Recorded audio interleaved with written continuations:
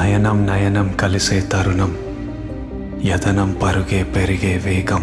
National crush Rashmika మండాన అంటేనే మన ఇండియాలోనే కుర్రకాడికి పిచ్చెక్కించే క్రాషింగ్ పర్సనాలిటీ ఉన్న రష్మిక మండాన. పుష్ప 2తో అందరి మనసుల్ని దోచేసిన రష్మిక ఇప్పుడు ద గర్ల్ ఫ్రెండ్ అని రాబోతుంది. ప్రముఖ నటుడు దర్శకుడు రాహుల్ రవీంద్రన్ తీస్తున్న ఈ సినిమాలో ఎమోషనల్ లవ్ స్టోరీ. తాజాగా టీజర్ రిలీజ్ చేశారు.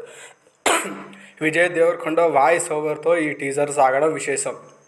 సో నీకని మనసుని రాసిచ్చేసా, పడ్డానేమో ప్రేమలో బహుశా అని విజయ్ దేవరకొండ చెప్తుంటే స్క్రీన్పై రష్మిక కనిపిస్తుంటే వీళ్ళిద్దరు ఫ్యాన్స్కి కన్నుల పండగ ఉంటుంది.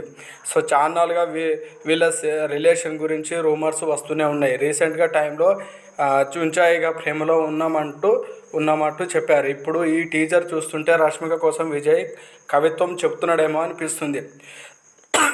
ద గర్ల్ ఫ్రెండ్ సినిమాని గీతా ఆర్ట్స్ సంస్థ నిర్మిస్తుంది. సో ఏసం అబ్దుల్ సంగీతం అందించగా దసరా ఫేమ్ దక్షిత్ రెడ్డి రష్మికకు జోడిగా కనిపించబోతున్నారు. టీజర్ మొత్తం రష్మిక క్లోజప్ షాట్స్ కనిపిస్తాయి. ఇదంతా చూస్తుంటే ఈ మూవీలో రష్మిక యాక్టింగ్ అదరగొట్టేసిందని చెప్పొచ్చు. బహుశా ఫిబ్రవరిలో ఈ మూవీ రిలీజ్ కావడానికి ఛాన్సెస్ ఉన్నది. రీసెంట్గా పుష్ప 2తో చాలా బంపర్ హిట్ కొట్టిన నేషనల్ క్రష్ రష్మిక మండలిలో సో ఒక లేడీ ఓరియంటెడ్ ఒక ప్రేమ కథ రావడం అనేది కొంచెం ఆశ్చర్యకరమైన విషయమే. ఎందుకంటే రష్మిక మందాన సినిమా తీయాలంటే అంత ఈజీగా కథ ఒప్పుకోదు. సో ఇది చాలా చూజ్గా ఒక వెరైటీ కథ ఉన్నట్టుంది. సో రవీంద్రన్ కూడా చాలా డిఫరెంట్ స్టోరీస్ తోటి డిఫరెంట్ మూవీస్ తీస్తాడు. ఆయన యాక్టింగ్ కూడా దర్శకత్వం కూడా అలాగే ఉంటుంది.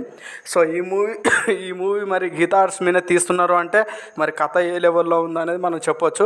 మేబీ నెక్స్ట్ ఇయర్ ఈ మూవీ రిలీజ్ కాబోతుందని చెప్పొచ్చు.